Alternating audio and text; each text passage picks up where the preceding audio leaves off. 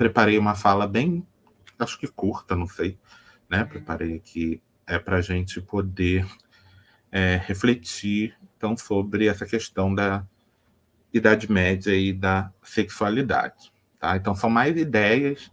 Eu fiz um caminho aqui intelectual na minha mente que eu espero que não fique confuso para vocês, né? Que eu consiga ser claro para fomentar aí questões para a gente conversar depois, né?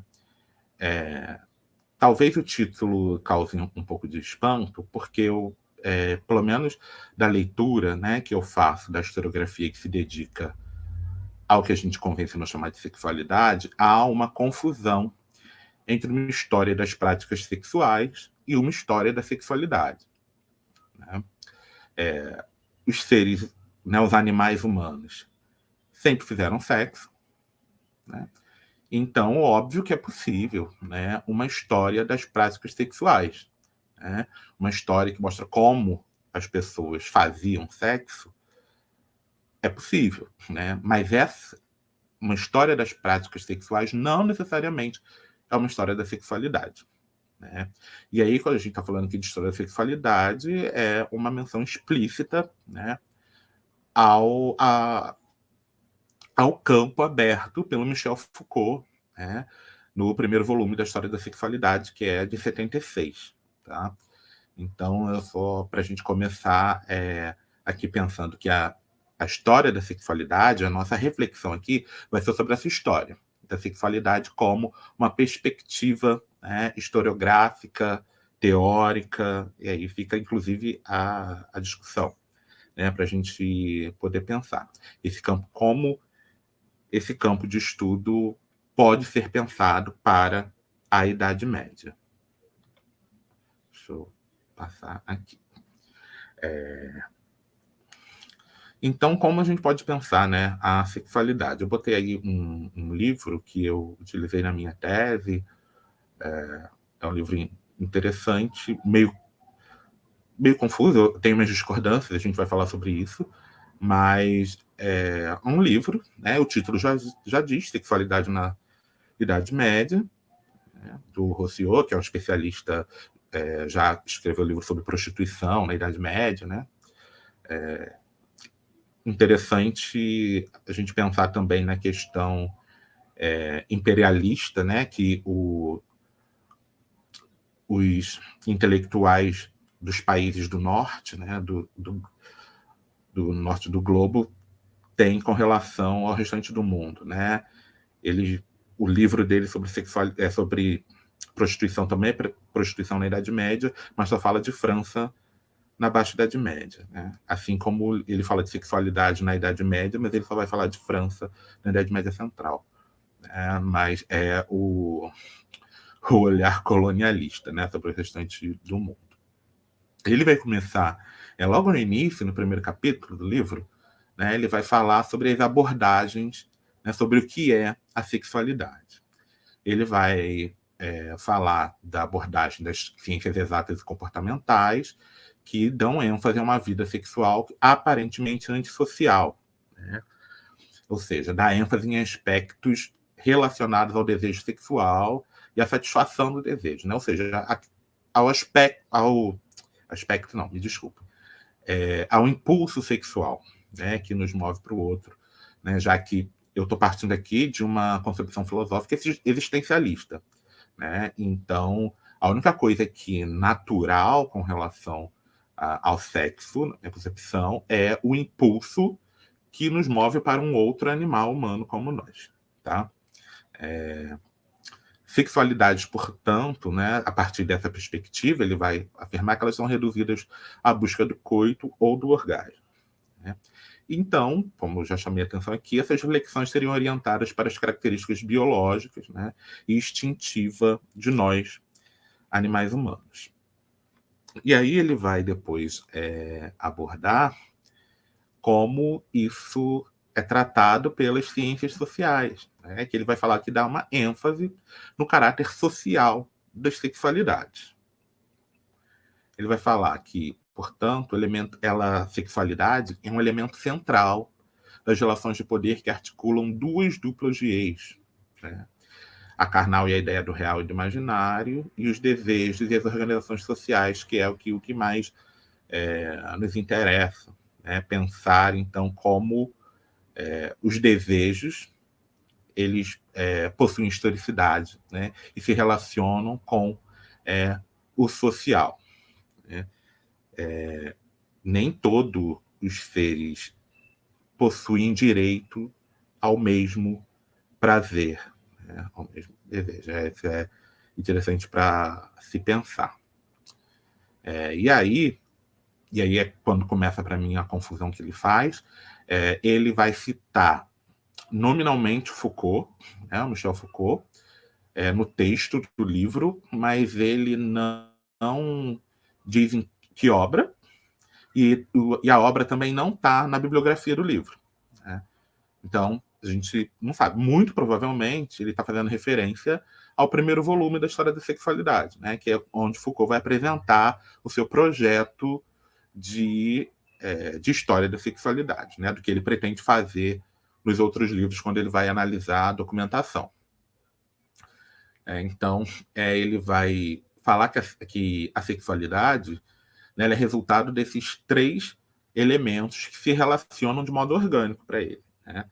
As práticas que são múltiplas, reprodutivas ou eróticas, né? Ou seja, são as práticas sexuais que, de um modo, né, ou de outro, são codificadas, entendidas como possíveis e não possíveis, né? Como lícitas, ilícitas, como degradantes, como normais, né? Então, essas práticas, esse conjunto de práticas, né? Uma ciência sexualis, né? Ou seja, um conhecimento sobre a sexualidade, sobre o sexo, na verdade, né? Que é esse corpo de discursos que vai enunciar as normas, né? E também vai denunciar os supostos desvios dessa norma, né? E o terceiro, né, a arte erótica, né, que ele vai falar que é pouco caracterizada, né, mas é por conta dela que o ato sexual nunca é natural, mas é uma espécie de encenação convencional, né? A arte erótica está ligada a técnicas eróticas que têm objetivo, pelo menos como Foucault coloca, né, de potencializar o prazer, possibilitar e potencializar o prazer, né? E aí, para mim, é quando começa um pouco a confusão do Rousseau, porque o Foucault vai apresentar um pouco diferente. Da maneira como o Rousseau apresenta, a gente não consegue compreender direito, né, essa questão da ciência sexual, né, e da arte erótica.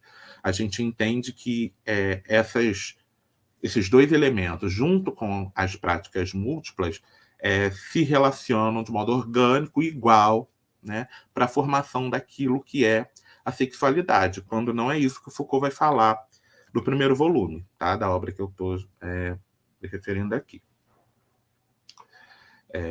O Foucault tem um interesse na sexualidade como objeto histórico, né?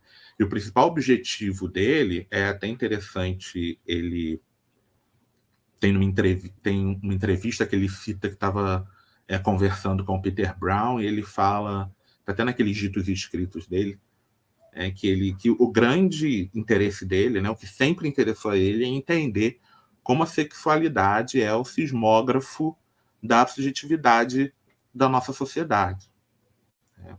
Como nós somos, né? Que momentos nós nos tornamos a nossa sexualidade, né? Isso que é o que ele diz que sempre foi o interesse dele. Então, o interesse dele é a subjetividade, né? Então, a sexualidade, no pensamento do Michel Foucault, é um dispositivo de poder, né, que forja, ficcionaliza, né, naturaliza aquilo que não é natural, né, como subjetividade, como prática de si. Ele vai falar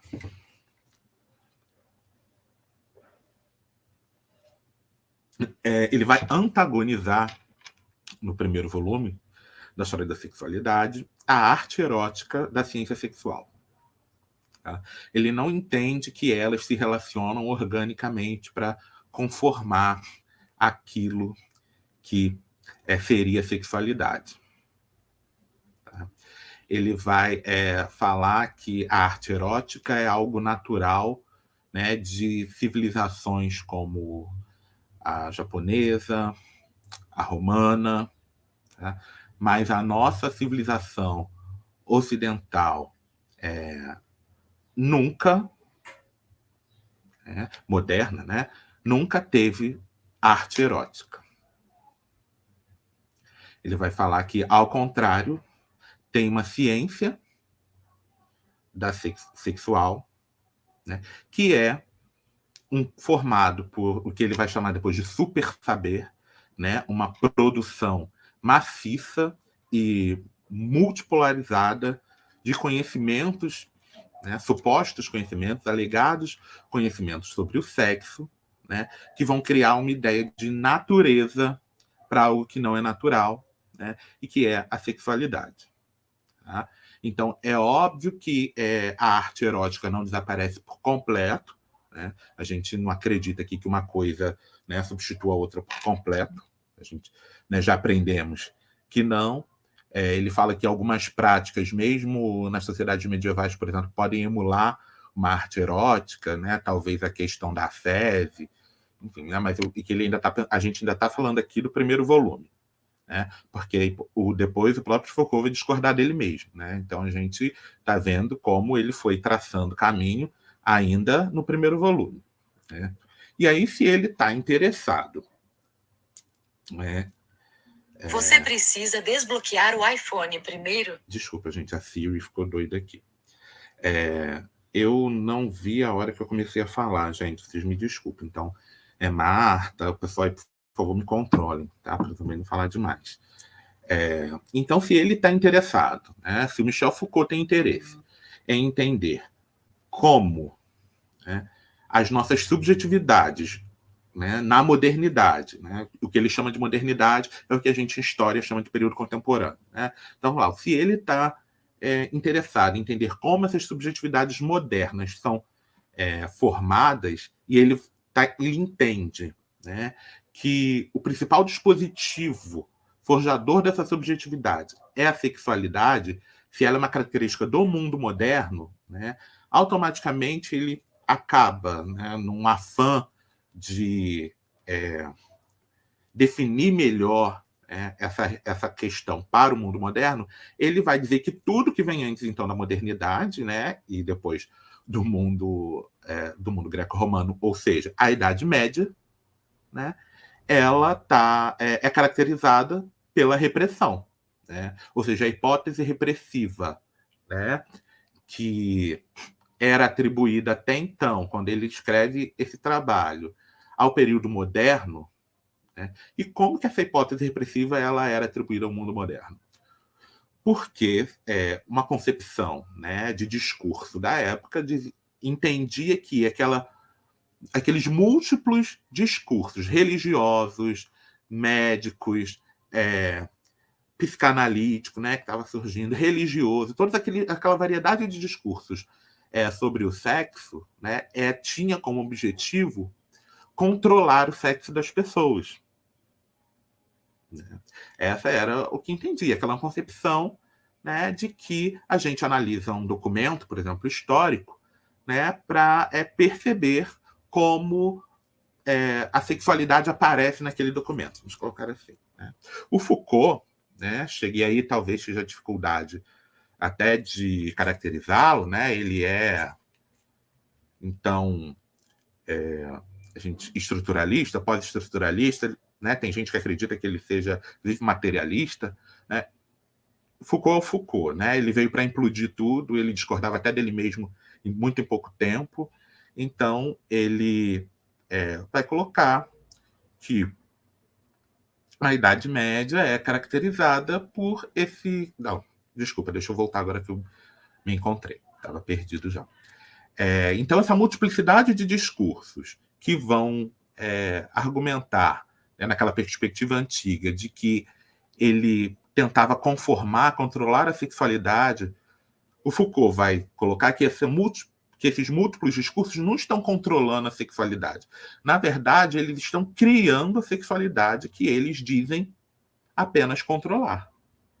né, fazem isso inclusive é ótimo, né, inclusive para esconder, né, o seu próprio caráter de produtividade, né? Ou seja, a sua própria característica produtiva, né, de que o poder não apenas reprime, né, ele também cria, né, ficcionaliza, né, naturaliza, como a gente. E quando eu estou falando aqui ficcionaliza, ficção, é a partir da perspectiva do Foucault, não é de um processo histórico de naturalização de algo que não é natural, mas não tem a ver com falso, com mentira, né, como é no senso comum.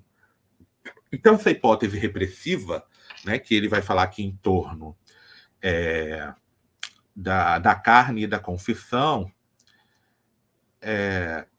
vai se formar um discurso unitário de repressão ao sexo na Idade Média. Tá? Então, até está aí no próximo slide. Né? A Idade Média no volume 1 da História da Sexualidade.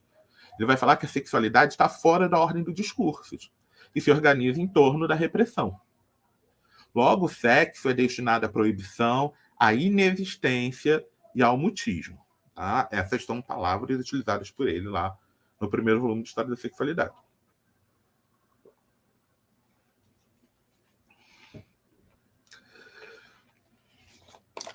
Não é muito difícil, né, a gente entender os problemas dessa concepção de Idade Média do próprio Foucault, tanto que em 76 ele publica esse livro, em 78 ele já está discordando desse livro numa série de palestras que estão publicadas, né, nos Ditos Escritos aqui no Brasil.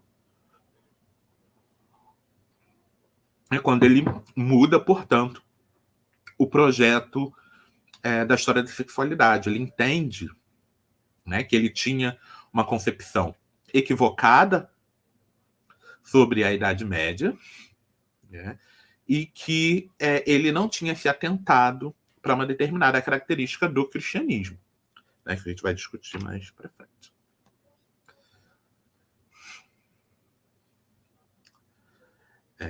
Então, só para a gente definir, então, aqui para o Foucault, a conclusão que ele vai chegar, então, né? A sexualidade é um dispositivo histórico de poder. Se ele é histórico, ele é característico, né? Ele se transforma ao longo do tempo e do espaço.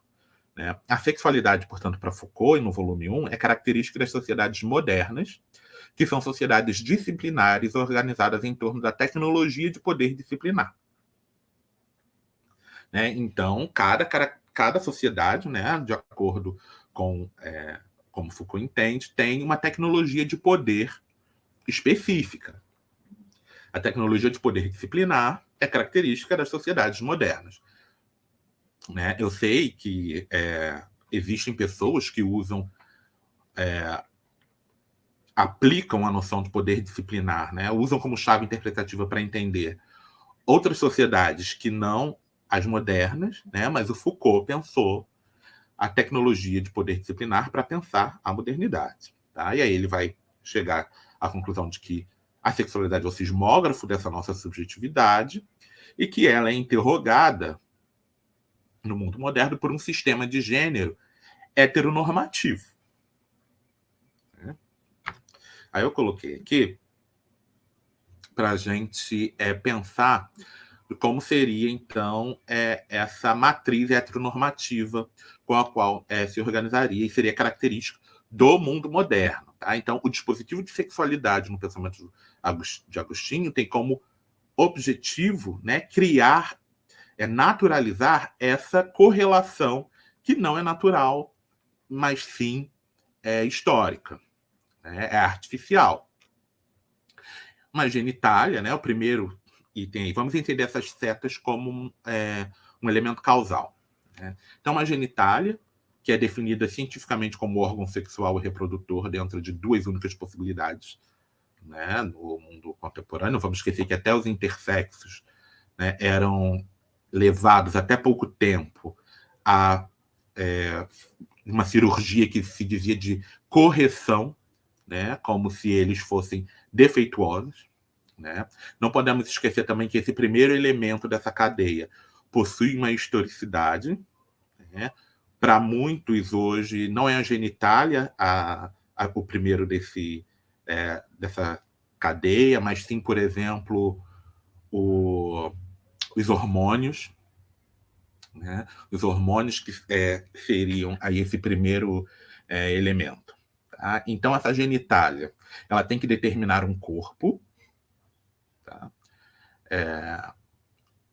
Um corpo que, óbvio, que tem elementos do que nós dizemos que é biológico, mas que também é talhado pela cultura, a partir da genitália que a pessoa tem, né? A gente não pode esquecer que, a não ser que seja de modo profissional, quem nasce com uma vagina não é muito incentivada, por exemplo, a nadar de modo muito intenso, porque vai ficar com as costas largas e um corpo que não é feminino na perspectiva, né, dessa matriz heteronormativa, né? A gente não pode esquecer que desde muito nova, quem nasce com uma vagina é levada a brincar de coisas muito paradas, né? De ficar muito no ambiente doméstico, de não correr, de não subir em árvores, de não pular muro, enfim, né? De não aproveitar o espaço público, tal qual quem nasce com pênis. E aí, quando esses dois ficam mais velhos, a gente diz que é natural as meninas serem mais frágeis e não terem a mesma força que os homens, quando na verdade os homens treinam seus corpos para a força desde muito cedo e as mulheres não, né? Então, esse determinado corpo está ligado a uma performance de gênero específica para esse corpo determinado, né? Tudo isso tem que estar ligado. Por sua vez, um desejo sexual que é delimitado por esse corpo, por essa performance de gênero, né? E direcionado ao ser de corpo e expressão de gênero alegadamente oposto. E aí entra um elemento interessante, porque o prazer tem que ser coerente ao desejo, né? Como se nós não pudéssemos ter prazer com uma pessoa que não é alvo do nosso desejo, né?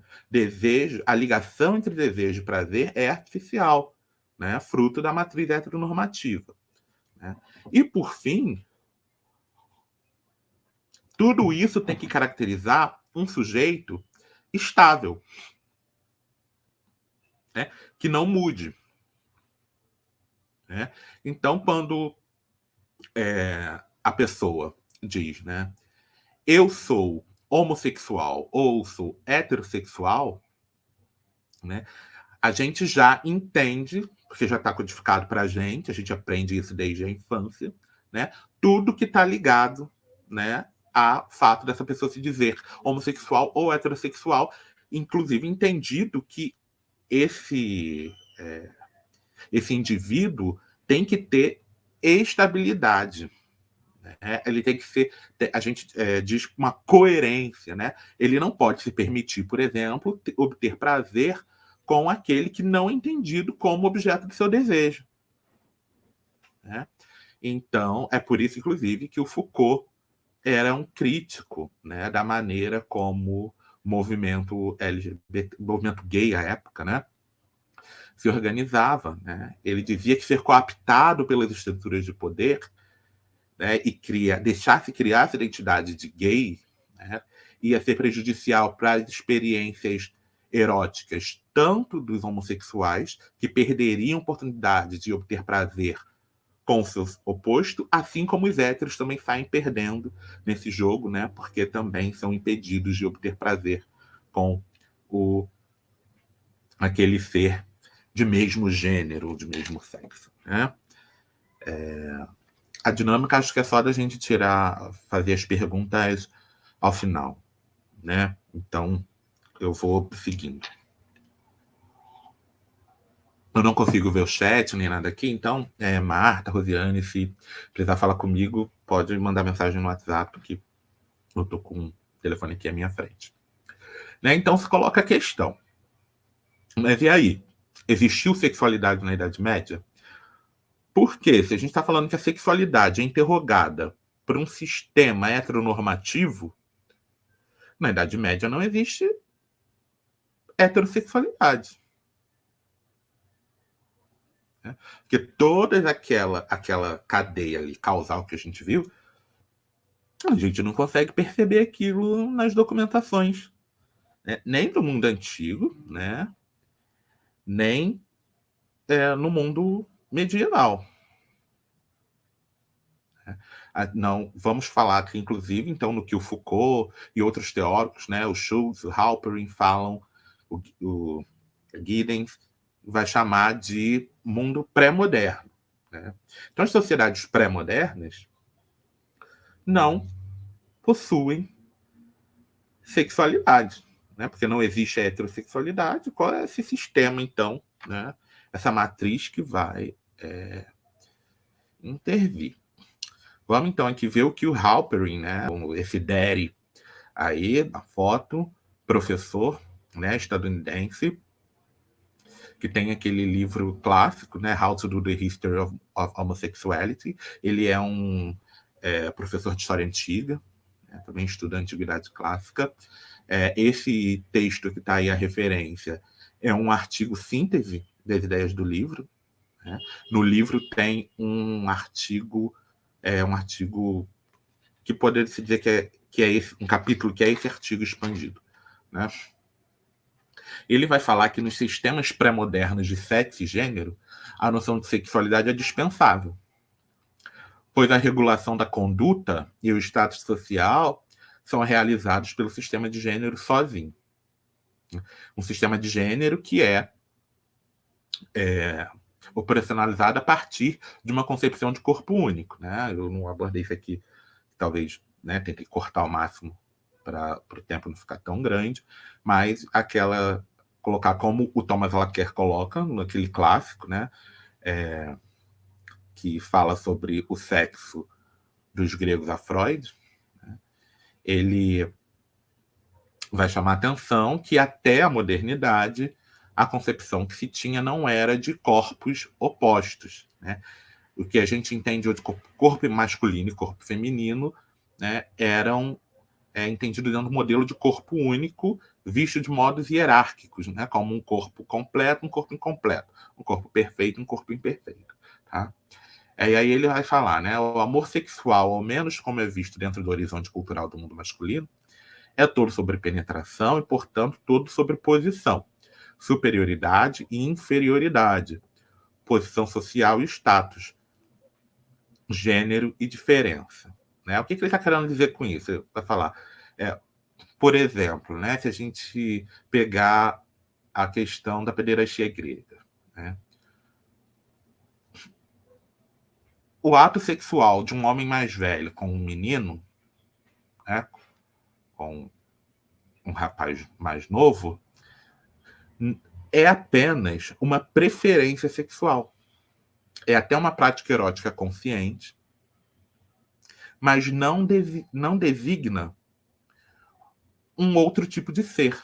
Ele não vira, ele não se torna um alguém, né, só porque ele tem uma preferência sexual por meninos mais novos. Né? É como se ele é comparado a você preferir uma determinada posição sexual. Né? Essa escolha, essa preferência não te torna um determinado tipo de sujeito, ela não produz subjetividades. Né? O que envolve as relações sexuais nas sociedades pré-modernas, para o Halperin, tá?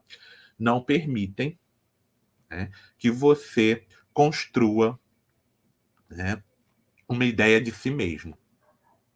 Tá? Subjetividade.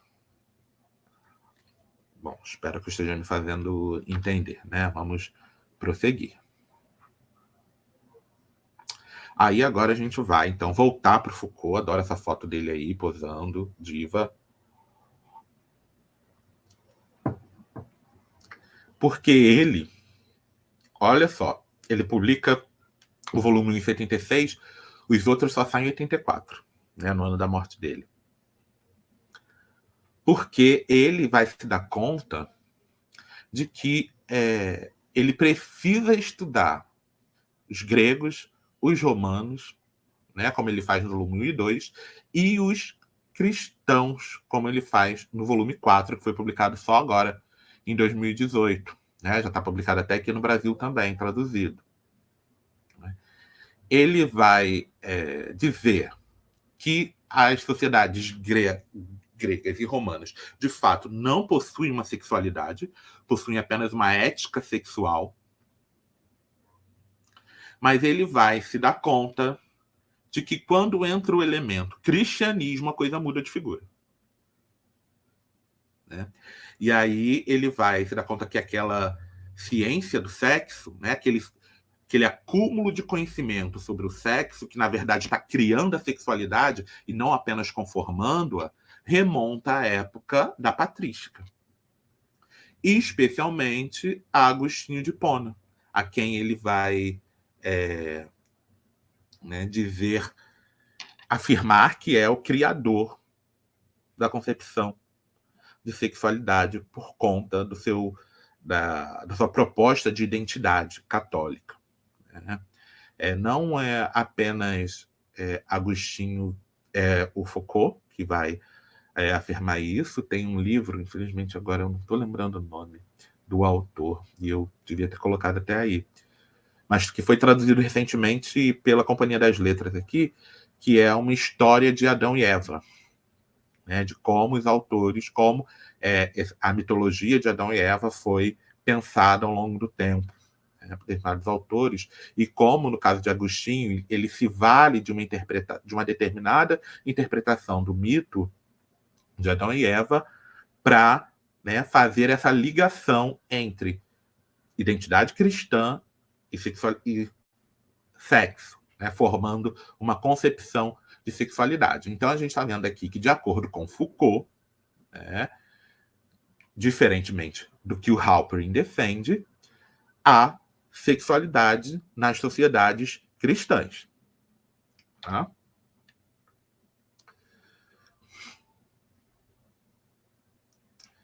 Aí eu estou chegando, acho que já até ao final, tá, da minha fala. Não sei tem quanto tempo eu falei, eu me preparei para não falar demais, para não me estender. Então, o Agostinho de Hipona, tá aí errado, saiu com 2 T's, só tem um T, que é um bispo de Hipona, uma cidade no norte da África, uma das províncias mais ricas do Império Romano. Né? Ele é um dos autores mais prolixos, né, do período, dos que a gente chama de autores patrísticos, né, dos pais da igreja. Ele vai operacionalizar. Ele não é o único que se vale de elementos neoplatônicos para a sua filosofia, né, para a sua teologia, mas é ele que vem operacionalizar isso de um modo mais bem acabado, diz a historiografia. Né? Ele vai associar o Deus católico ao uno neoplatônico, né? Aquele elemento que garante a substância, que garante a existência e garante não apenas isso, né? Mas ele garante uma... como a gente pode dizer? É um termo que eu já até utilizei aqui hoje. Ele garante a estabilidade do ser. Porque, embora ele seja um elemento criador, que dá origem a outros seres, ele não perde potência, né, de acordo com aquelas reflexões, né, platônicas da metafísica. Ele não é porque ele participa da criação de outros seres que ele perde potência. Né? Por isso ele garante estabilidade a quem participa dessa substância. Tá? Então, o Agostinho, né, ele vai fazer ligação artificial entre a natureza, ortodoxia, verdade e uma determinada vivência de gênero, e de sexualidade nos seus escritos. Né? Ele vai promover isso, porque quando ele vai sexualizar o paraíso, né, no mito de Adão e Eva, quando ele vai dizer que o sexo não foi um acontecimento pós-queda, mas que o sexo sem libido já estava nos planos divinos, né? Ele liga a identidade cristã a não apenas renúncia à sexualidade, mas o, o plano divino, né, para os seres humanos incluía uma determinada concepção de sexo, uma determinada performatividade de gênero. Tá? Então, essa instituição de um projeto, né, de identidade, que deveria ser, né, a gente sabe que os projetos de poder não se colocam, né, não ocorrem de modo acabado e perfeito. Né? A gente está entendendo aqui isso tudo como um projeto, né, desses homens. Esses escritos estão participando de um processo paulatino de criação desses processos históricos. Então, essa instituição de um projeto de identidade física estável e coerente com uma determinada performance de gênero e uma sexualidade que eu, na minha tese, né, chamei de sexualidade divina. Né? Então, eu discordei do Halperin, né? Entendo que o cristianismo, né, vai possibilitar o entendimento de que existe uma sexualidade, porque se o cristianismo, né, a identidade católica, se coloca como elemento de subjetividade a partir do momento em que ser cidadão romano é o mesmo que ser cristão, quando ocorre a cristianização das instituições formais do Império, né, como a reboque dessa identidade religiosa tem uma determinada performatividade de gênero e uma determinada sexualidade, porque ela está ligada a um desejo, um determinado desejo, e a um determinado prazer que devem ser coerentes, tá, a essa identidade religiosa.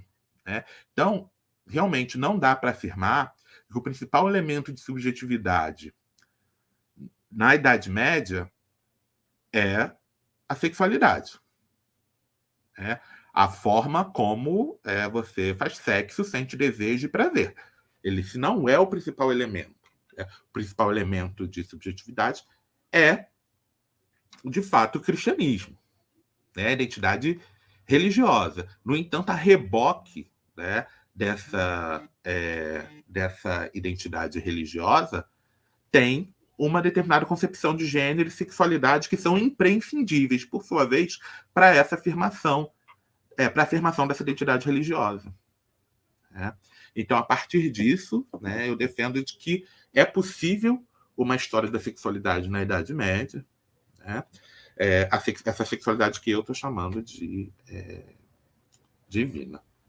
Tá?